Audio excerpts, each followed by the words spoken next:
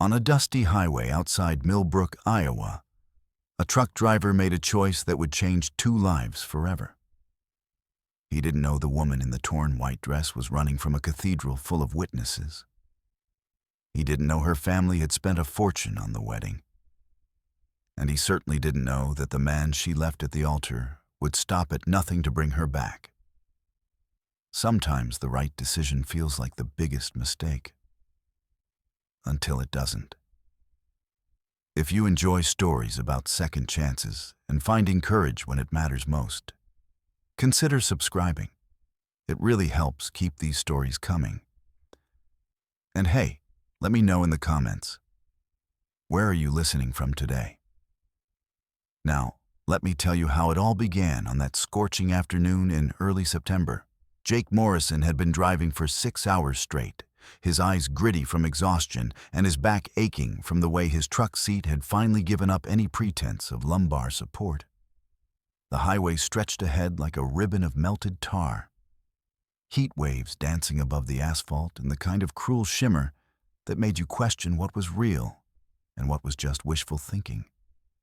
He was already running 20 minutes late to pick up his daughter Emma from his ex-wife's house, and Lauren had made it crystal clear that late wasn't in her vocabulary anymore.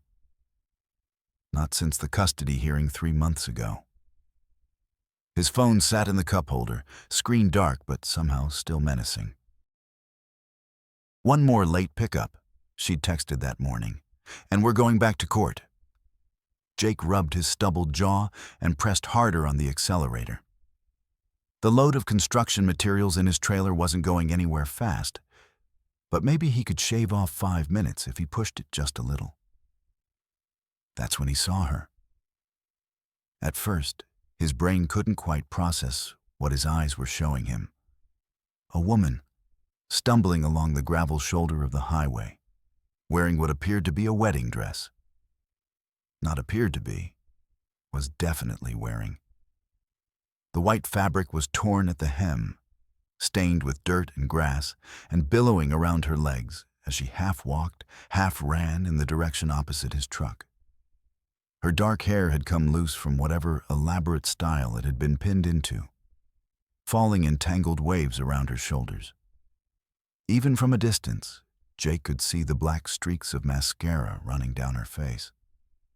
His foot moved to the brake before his mind had fully made the decision. The truck's air brakes hissed as he pulled onto the shoulder about 50 yards ahead of her, gravel crunching under the massive tires. Through his side mirror, he watched her freeze, one hand flying to her mouth. For a moment, he thought she might bolt into the cornfield that bordered the highway. Jake killed the engine and climbed down from the cab, holding up both hands in what he hoped was a universal gesture of, "I'm not a threat." The heat hit him like a physical force, the sun beating down mercilessly on his faded Hawkeye's cap. "Hey," he called out, keeping his distance. "You okay? You need help?" She stood there, trembling, her chest heaving with rapid breaths. Up close, Jake could see she was probably in her late 20s, with fine features that spoke of a life very different from his own. The dress, even in its ruined state, looked expensive, the kind of expensive that made his truck payment seem like pocket change. Diamond earrings caught the sunlight, and a matching bracelet hung loose on her delicate wrist. But it was the bruises that made Jake's jaw tighten. Fresh ones, purplish blue, circling that same wrist like someone had grabbed her hard. "Please," she said, her voice hoarse and desperate. "I need a ride. Anywhere. Just away from here." Jake glanced at his phone in the truck, then back at her. Every instinct screamed that this was trouble, the kind of trouble that men like him, men with custody battles and overdue bills and no margin for error, couldn't afford. But there was something in her eyes, a raw terror that he recognized from somewhere deep in his own past. From the nights when Lauren had finally stopped pretending their marriage was salvageable, and he'd felt like he was drowning. "Where's here?" he asked carefully. She shook her head frantically. "It doesn't matter. Please, I'll pay you. I have money. I just—" Her voice cracked. "I need to go. Now." Jake looked down the highway behind her, seeing nothing but empty road and endless fields of corn swaying in the hot breeze. But something about the way she kept glancing over her shoulder made the hair on the back of his neck stand up. "All right," he heard himself say. "Get in. But I need to know what I'm getting into here. I've got a daughter waiting for me." Relief flooded her face so completely that she nearly collapsed.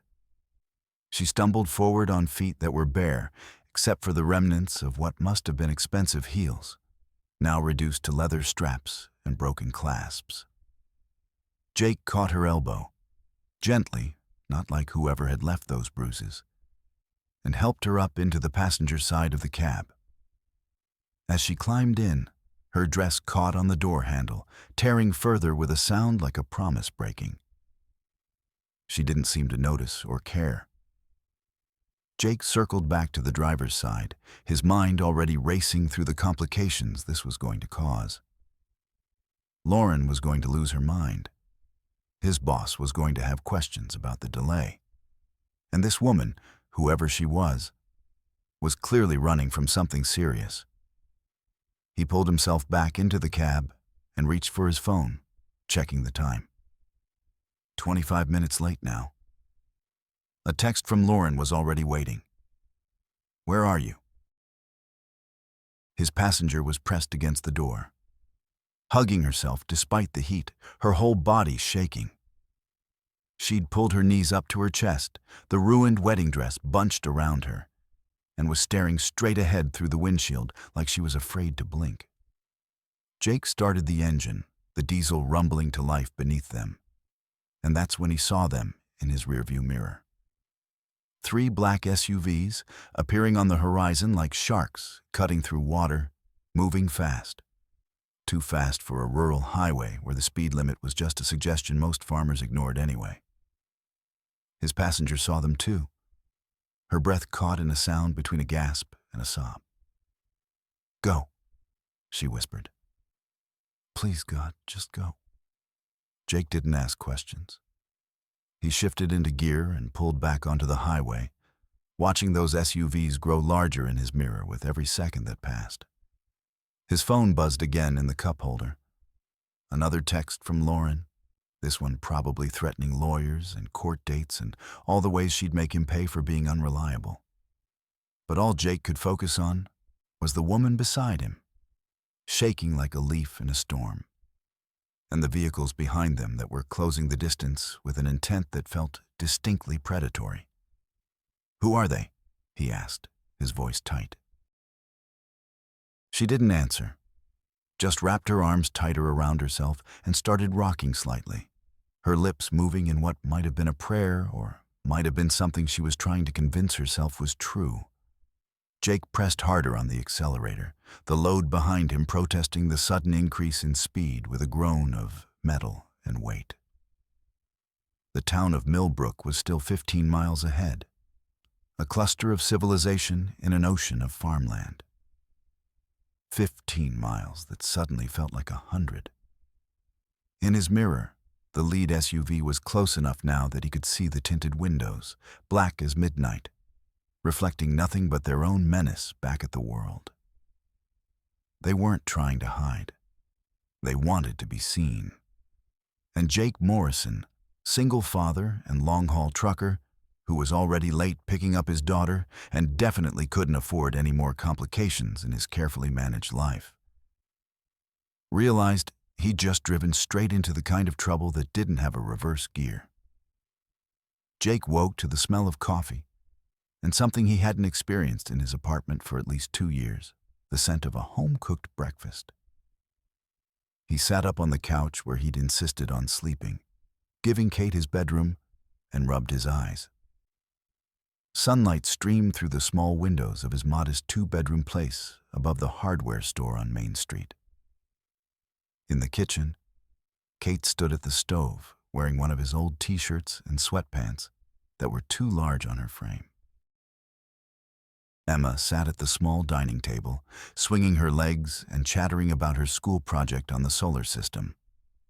And Kate was listening with genuine attention that made something in Jake's chest tighten. "Saturn is my favorite because of the rings," Emma announced, reaching for another pancake. "They're made of ice and rock." "That's incredible," Kate said with a gentle smile, flipping another pancake. Jake cleared his throat from the doorway. Emma's face lit up. "Dad, Kate made pancakes, real ones, not the frozen kind." "I can see that," Jake said, trying to ignore how warm the scene felt. "Kate, you didn't have to." "I wanted to," she interrupted quietly. "After everything you've done, it's the least I could manage." After breakfast, Jake headed to Rosie's diner for his weekly coffee run.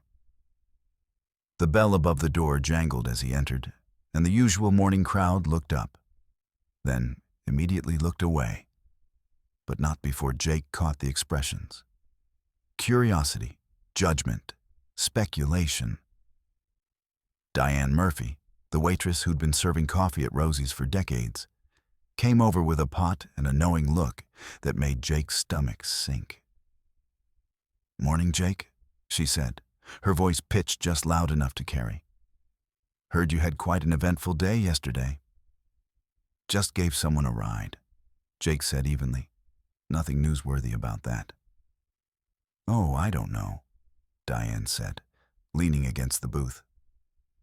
"Sally Henderson saw you at Lauren's place with a woman in a torn wedding dress." "And you know Sally. She tells her sister who tells the postmaster."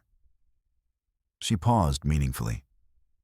"By this morning, half the town's wondering if Jake Morrison's gotten himself mixed up in something interesting."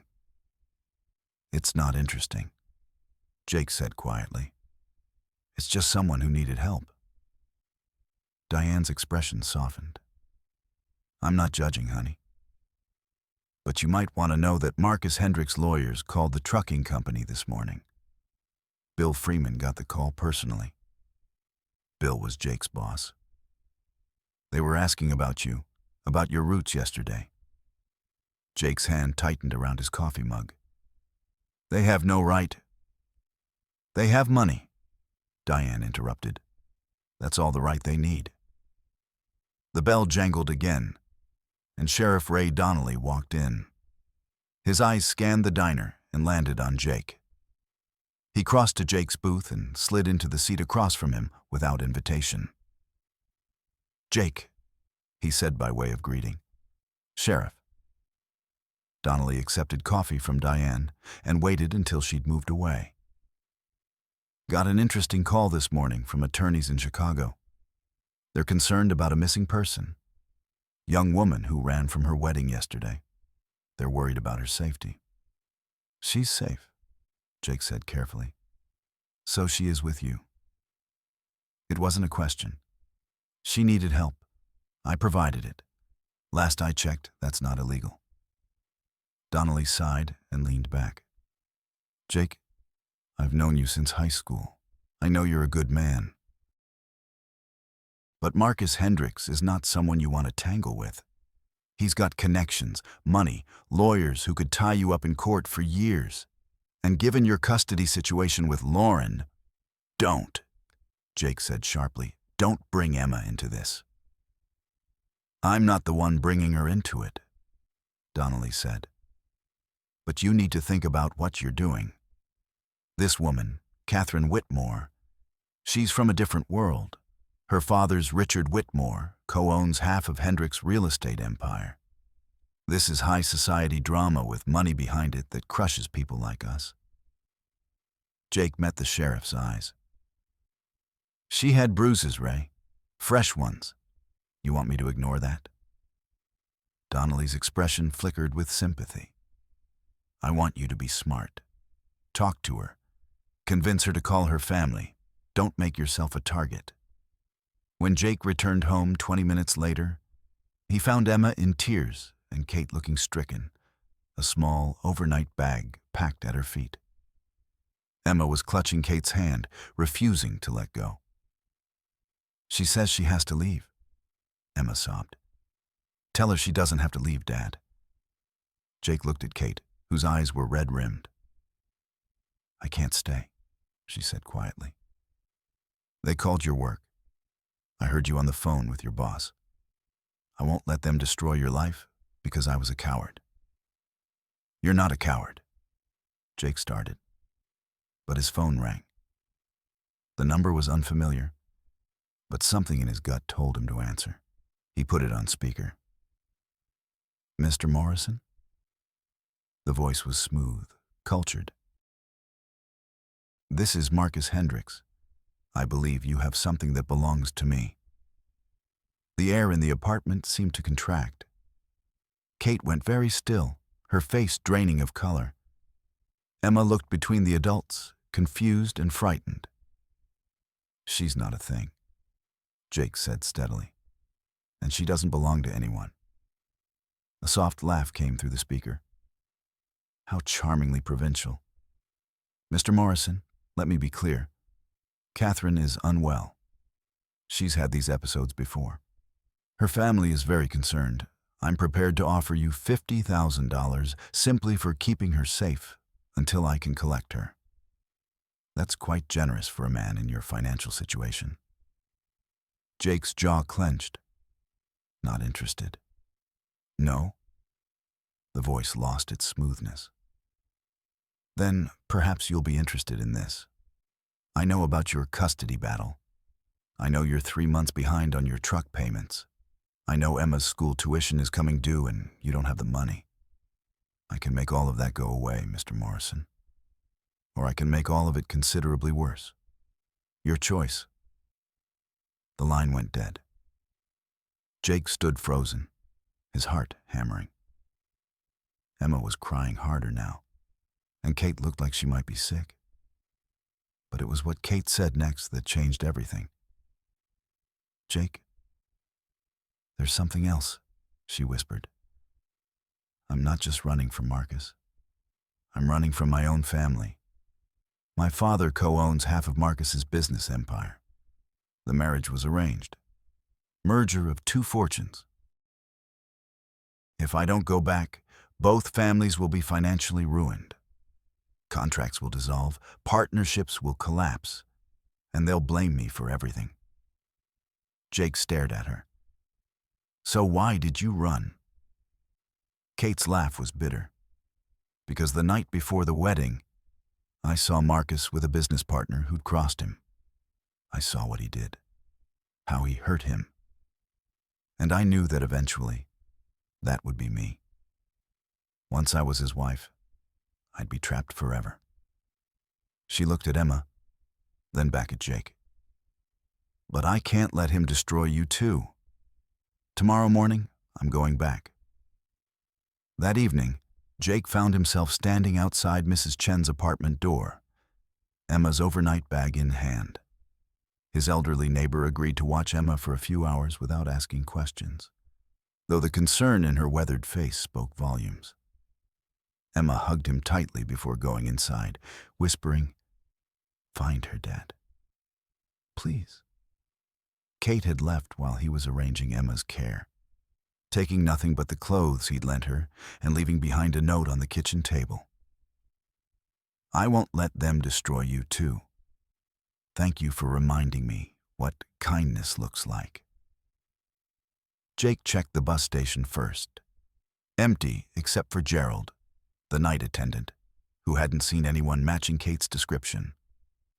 The church was locked and dark. The small park held only shadows and cicadas. It wasn't until he drove past the old grain mill on the edge of town that he saw the faint glow of a phone screen through one of the broken windows. He parked and approached carefully, his boots crunching on gravel. "Kate?" The light disappeared immediately. He heard movement, a sharp intake of breath. "It's just me," he said, stopping at the doorway. "Emma's worried about you." Silence. Then, quietly, "You shouldn't be here." Jake stepped inside. The mill smelled of rust and old grain dust, moonlight filtering through gaps in the roof. Kate sat against a wall, hugging her knees, looking impossibly small in his oversized clothes. "You can't sleep here," Jake said, sitting down a few feet away. "It's not safe." "Safer than your apartment," she said bitterly. "At least here, I'm only destroying my own life." "Tomorrow morning, I'm going back to Marcus," she continued, her voice hollow. "I've already decided. I'll apologize, go through with the wedding, and you and Emma can go back to your lives. Is that what you want?" She laughed, a broken sound. "What I want hasn't mattered in a very long time." Jake was quiet, then spoke. "When Lauren left me 3 years ago, I thought my life was over. She'd met someone with money, someone who could give her what she wanted. The worst part wasn't losing her. The worst part was feeling like I wasn't enough." Kate looked at him, really looked at him. "Emma kept me going," Jake continued. "Every time I felt like giving up, like maybe Lauren was right, Emma would do something, laugh at my terrible jokes or draw me a picture. And I'd remember that being enough isn't about money or status. It's about showing up. Being honest. I don't know how to show up for myself," Kate whispered. "I've spent my whole life being who my family needed me to be. I don't even know who I am without all of that. Then maybe it's time to find out." Before Kate could respond, headlights swept across the mill's broken windows, multiple vehicles moving fast. Jake moved to the window and looked out to see 3 black SUVs pulling up, blocking any escape route. Car doors opened and figures emerged. Marcus Hendricks was tall, impeccably dressed even at this late hour, moving with confidence. But it was the older couple with him that made Kate gasp and stand up, trembling. The woman was elegant, 60s, with Kate's same bone structure. The man was silver-haired, distinguished, and looked exhausted. "Catherine!" the woman cried out, rushing forward as they entered. "Oh, sweetheart, thank God you're safe." "Mom," Kate breathed, taking an instinctive step toward her mother before catching herself. Patricia Whitmore reached for her daughter, but Kate backed away.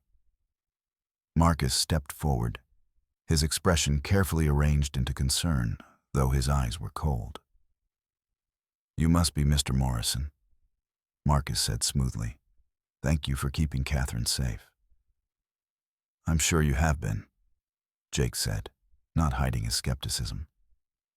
Richard Whitmore spoke, his voice heavy. "Catherine, please, just come home.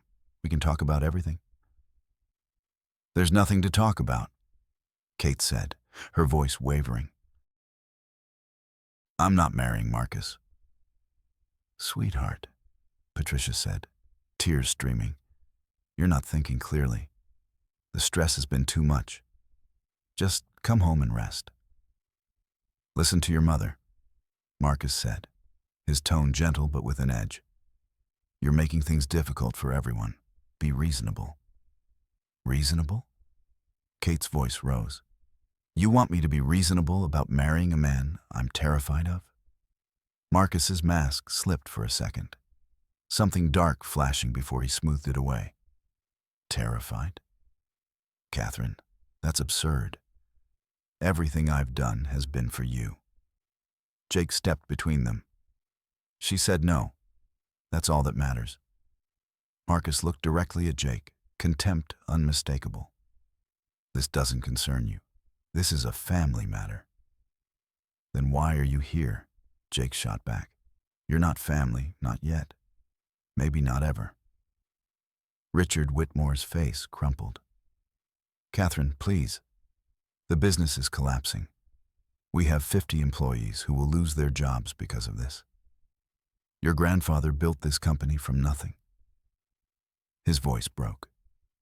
"Don't let your moment of doubt destroy everything." Kate's face went white. "What?" Patricia sobbed. "The investors found out about the wedding being called off. They're withdrawing. Everything's unraveling. Kate looked between her parents, her resolve crumbling. 50 people. Don't listen to them, Jake said urgently. But Marcus made his fatal mistake. He reached for Kate's arm, the same wrist with the bruises, and grabbed it roughly, yanking her toward him. Enough of this, Catherine. You're coming home now. Kate cried out in pain, and Jake moved without thinking, pushing Marcus back hard. Marcus stumbled, and his professional mask shattered. You're nothing, Marcus snarled at Jake, a nobody who should have minded his own business. Richard Whitmore spoke then, his voice shaking. Let go of my daughter's arm, Marcus. Marcus turned, surprised. Richard. I said let go. Richard's face had transformed, rage and shame warring in his expression. I saw how you grabbed her, the same way you've been controlling her for months. Dad, Kate whispered. Richard looked at his daughter, tears in his eyes. I saw the bruises, Catherine. I saw them and said nothing because Marcus has been blackmailing our family for 2 years. I made financial mistakes years ago. He has evidence that could send me to prison. The marriage was the price of his silence. And I was going to let you pay it. Red and blue lights suddenly flooded the windows. Sheriff Donnelly's patrol car pulled up. Sheriff Donnelly stepped into the grain mill, his flashlight sweeping across the tense scene. His eyes took in everything. Marcus's aggressive posture, Kate's tears, Richard's devastated expression, Jake standing protectively between Marcus and Kate. Folks, Donnelly said carefully, I'm going to need everyone to take a step back and calm down. Marcus immediately shifted, his professional mask sliding back into place. Sheriff, thank God you're here. This man assaulted me. He gestured toward Jake. I want to press charges. That's not what happened, Jake said. I saw the whole thing, Patricia interjected, her voice shaking. Mr. Morrison was protecting my daughter from Marcus's aggression. Donnelly held up a hand. One at a time. Miss Whitmore, are you here of your own free will? Kate nodded, wiping her tears. Yes. Jake, Mr. Morrison, has been nothing but kind to me. Then there's no crime here, Donnelly said. Mr. Hendricks, I suggest you and the Whitmores work this out somewhere else. This mill is private property, and you're all trespassing. Marcus's jaw tightened. Sheriff, with all due respect, I've contributed significantly to your department. I expect... You expect me to do my job, Donnelly interrupted, his tone hardening. And that's what I'm doing. Now, everyone needs to leave. Miss Whitmore, if you feel unsafe, I can arrange for you to stay elsewhere tonight. Kate looked at her parents, then at Marcus, then at Jake. The weight of the decision was visible on her face. I'll go with my parents, she said quietly. But not with Marcus. And we need to talk, really talk. Richard nodded, looking older than his years. Yes. We do. Marcus started to protest, but the look Donnelly gave him suggested that would be unwise. Patricia guided Kate toward their car, and Richard followed, but not before turning back to Jake. Mr. Morrison, he said, extending his hand. Thank you for being the man I should have been. Jake shook it, saying nothing. There was nothing to say. As the vehicles pulled away, Marcus in one SUV, the Whitmores in another, Jake stood in the empty parking area feeling hollowed out. Donnelly approached him, shaking his head. You've got more courage than sense, Morrison, the sheriff said, but there was respect in his voice. Go home, get some sleep, and maybe stay out of trouble for a while. Jake drove home in silence, picked up Emma from Mrs. Chen's, and held his daughter close as she asked questions he didn't know how to answer. That night, he lay awake wondering if Kate would really go back to Marcus, if the money and family pressure would be too much, if everything they'd said to each other in that grain mill meant anything at all. The next 6 weeks passed in a blur of routine. Jake took his hauls, picked up Emma from school, attended her soccer games. Lauren, surprisingly, had backed off on the custody threats. Apparently witnessing the whole situation had given her perspective. The town gossip eventually moved on to other topics. Life returned to normal, or at least a version of it. But normal felt emptier now. It was a Tuesday morning when Jake found himself at Rosie's diner again, nursing coffee and trying to focus on the trucking schedule for the week. Diane came by with a pot for a refill. Heard the Whitmore family sold their company, she mentioned casually. Some big competitor bought them out, paid everyone what they were owed, kept all the employees. Even that Marcus Hendricks got bought out of his share. She paused.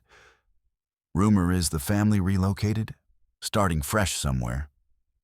Jake nodded, unsurprised. It was probably for the best. Kate deserved a clean start away from all of this. The bell above the door jangled, and Jake didn't look up, lost in his thoughts about routes and delivery schedules and whether Emma needed new cleats for soccer. It wasn't until Diane gasped softly that he glanced toward the entrance. Kate stood in the doorway, wearing jeans and a simple blue sweater, her hair pulled back in a ponytail. She looked different, lighter somehow, like a weight had been lifted. She carried a single suitcase in one hand and a nervous smile on her face. Their eyes met across the diner, and Jake felt his heart stutter. She crossed to his booth, and he stood up, uncertain. "Kate." "Hi," she said, and her voice was steadier than it had been in the grain mill, more sure. "I heard Millbrook Elementary has a teaching position opening up. 2nd grade. I have my credentials, and I thought maybe—" She trailed off, then started again. "My family's settled. We sold the company, paid back everyone we owed. My father's working with prosecutors. He's going to testify about Marcus's business practices. It'll be hard, but it's the right thing." "That's good," Jake managed. "We're starting over. Really starting over." Kate took a breath.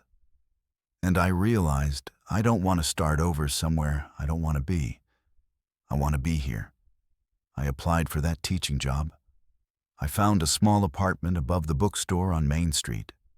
I'm not asking you for anything, Jake. I just wanted you to know that I'm done running from what I want." Before Jake could respond, the diner door burst open again, and Emma came running in, Lauren behind her, looking sheepish. "Kate!" Emma shrieked, launching herself at Kate, who caught her in a hug. "You came back. Dad said you probably wouldn't, but I knew you would." "Emma," Lauren said, reaching them. "Sorry, Jake." She saw Kate through the window and just took off. Lauren looked at Kate, something complicated in her expression. "It's good to see you again, Catherine. I'm glad you're okay." "Thank you," Kate said sincerely. "And please, it's Kate." Lauren nodded, then gently extracted Emma. "Come on, sweetie. Let's give your dad and Kate a minute." She met Jake's eyes. "Take your time. I'll keep her entertained." As Lauren and Emma moved to another booth, Jake and Kate stood facing each other. Around them, the diner had gone quiet. Everyone watching but pretending not to. "You really came back," Jake said quietly. "I really did." Kate smiled, and it reached her eyes this way. "That conversation we had in the grain mill. You asked me what I wanted. I've spent the last 6 weeks figuring that out. And what I want is a life that's mine. Teaching kids. living in a small town where people actually care about each other.